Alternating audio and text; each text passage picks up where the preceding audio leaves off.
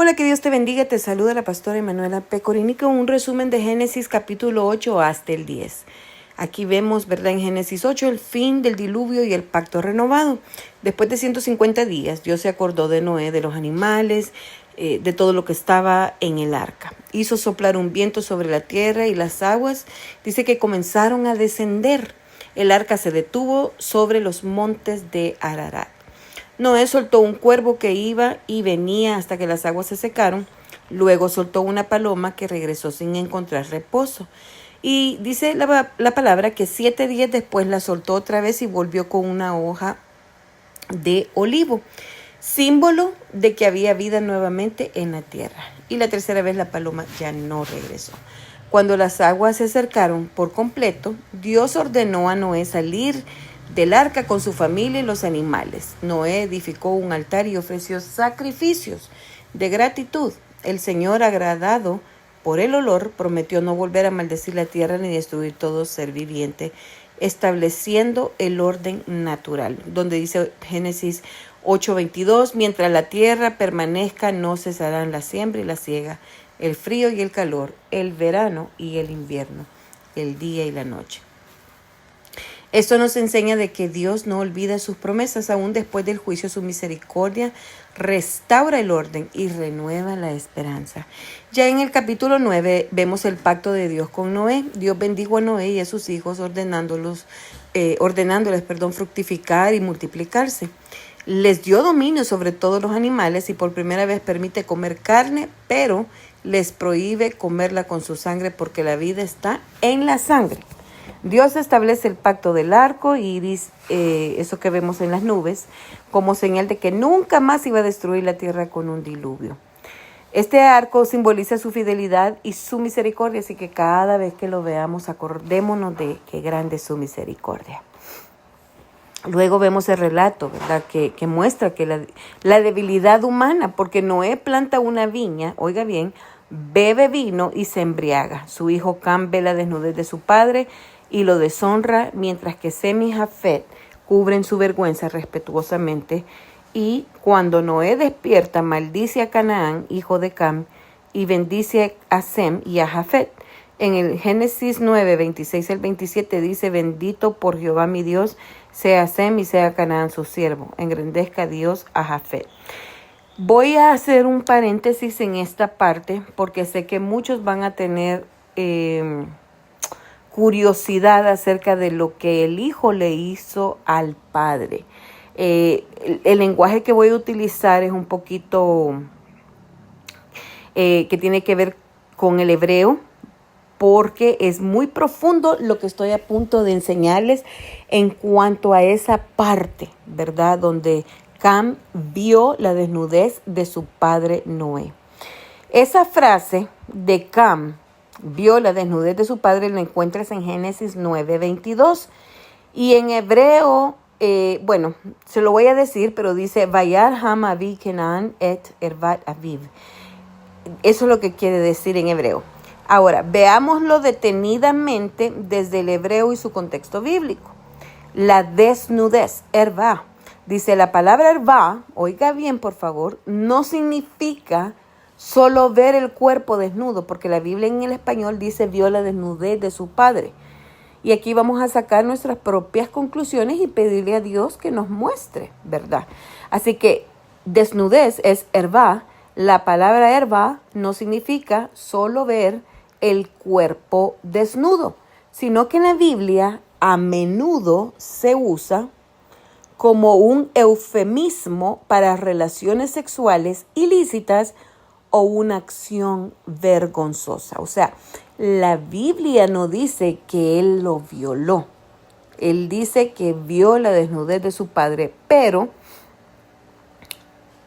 si lo ves no en la traducción, sino que lo ves en los originales de la Biblia, en el hebreo, arameo o el griego, esto se utiliza como eufemismo para relaciones sexuales ilícitas o una acción vergonzosa relacionada con la intimidad y el honor familiar, como por ejemplo, En Levítico 18 y 20, cuando se dice no descubrirás la desnudez de tu padre, se refiere claramente a no tener relaciones sexuales con la esposa de tu padre.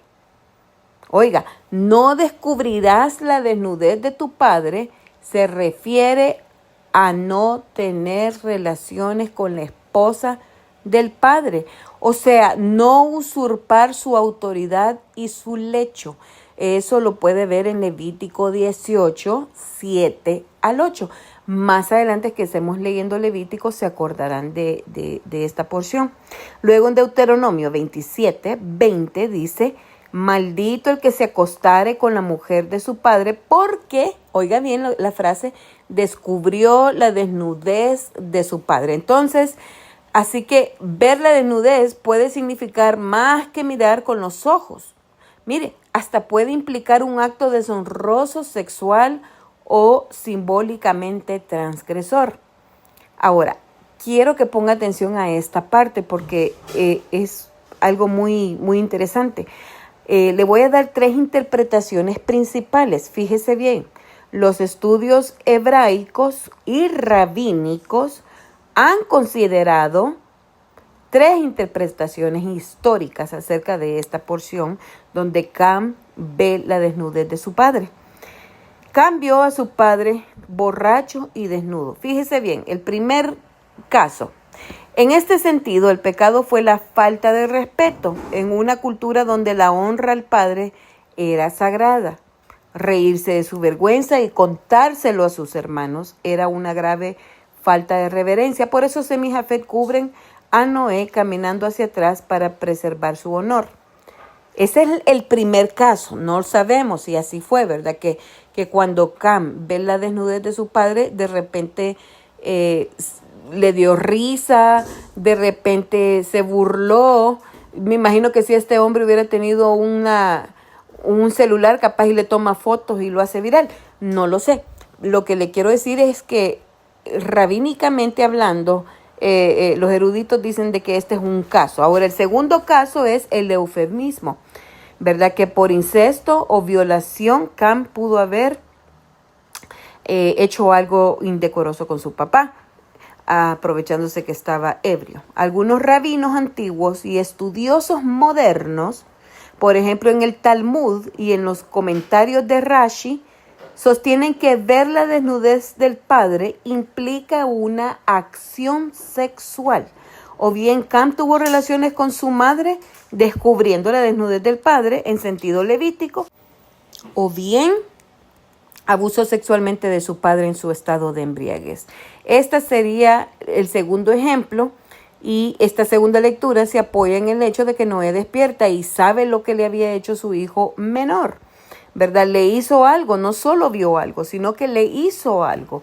El verbo asa indica acción, no simple observación. Esto explicaría, ¿verdad?, por qué la maldición es tan severa, aunque cae sobre Canaán y no sobre Cam. Vuelvo y repito, amadas hermanas, este sería el segundo caso, ¿verdad? Ya el tercer caso es un acto simbólico de usurpación. Otros exégetas creen que Cam violó la autoridad patriarcal al ver, entre comillas, o descubrir, entre comillas, la desnudez de Noé. Se apoderó de su honra como si dijera: yo ocupo tu lugar. En la cultura antigua, cubrir o descubrir la desnudez simbolizaba poder y herencia.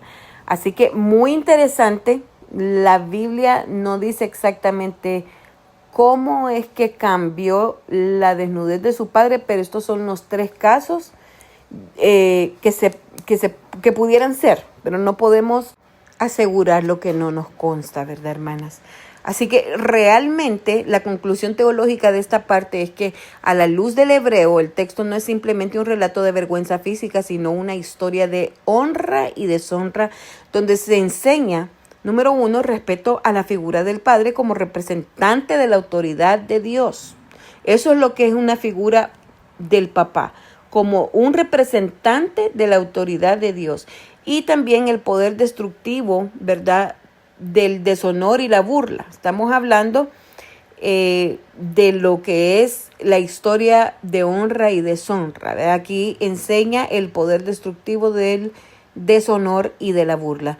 Y vemos, ¿verdad? Y el principio de que los actos de deshonra siembran consecuencias en las generaciones, porque la maldición que Noé tiró le cayó a Canaán. Así que Sem y Jafet muestran el corazón correcto, cubren y no exponen, fíjese bien, y esto es un retrato simbólico de cómo el amor cubre multitud de faltas, como lo dice primera carta a Pedro, ¿verdad?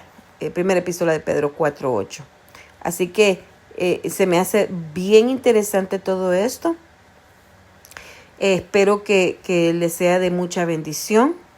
Y bueno, vemos aquí, ¿verdad?, la enseñanza que todo esto nos dejó en el capítulo 9, que Dios establece límites santos, la verdadera honra cubre, no expone, el arco iris nos recuerda su fidelidad y la historia de Cam enseña las consecuencias del irrespeto. Ahora bien, veamos el resumen de Génesis 10, las naciones después del diluvio. Este capítulo se conoce como la tabla de las naciones porque muestra cómo la tierra se repobló a partir de los 3 hijos de Noé. De Jafet surgieron los pueblos europeos y del norte, que es Gomer, Magog, Javán, Tubal. De Cam vinieron los pueblos africanos y cananeos, como es Cus, Misraim, Egipto, Canaán, Filistea, Babilonia, Nínive. De Cus nació Nimrod, un poderoso cazador y fundador de Babel, o sea, Babilonia, donde comenzó la primera gran civilización humana organizada en soberbia. Y por último, de Sem vinieron los pueblos semitas, hebreos, asirios, arameos, y el linaje del cual más tarde descendería, ¿verdad?, Abraham y finalmente Jesucristo. Ahora, la enseñanza que todo esto nos deja es que toda la humanidad desciende de una misma familia y Dios cumple su propósito generacional y preserva su línea santa a través de Sem, preparando el camino para la redención futura. Así que el resumen espiritual en conjunto, ¿verdad?, de Génesis 8 al 10, 1. Dios se acuerda del justo y pone fin a las aguas del juicio. 2. El altar de Noé marca un nuevo comienzo bajo la gracia. 3. El arco iris es la señal de su misericordia eterna. 4. La historia de Cam nos enseña la importancia de la honra y la pureza. 5. La genealogía del capítulo 10 muestra que Dios tiene un plan ordenado para las naciones y nada ocurre al azar. Así que, aunque el mundo había sido purificado por el diluvio, el pecado seguía en el corazón humano. Pero Dios seguía mostrando misericordia, recordándonos que la verdadera restauración no viene por agua, sino por espíritu. Génesis 9:9 dice, aquí yo establezco mi pacto con vosotros. Amados, gracias por escuchar este devocional. Espero que haya sido de mucha información. La verdad que yo me gozo grandemente por la oportunidad que Dios nos da, ¿verdad?, de poder estudiar su palabra y entender lo que la Biblia dice. Así que un abrazo, Dios les bendiga.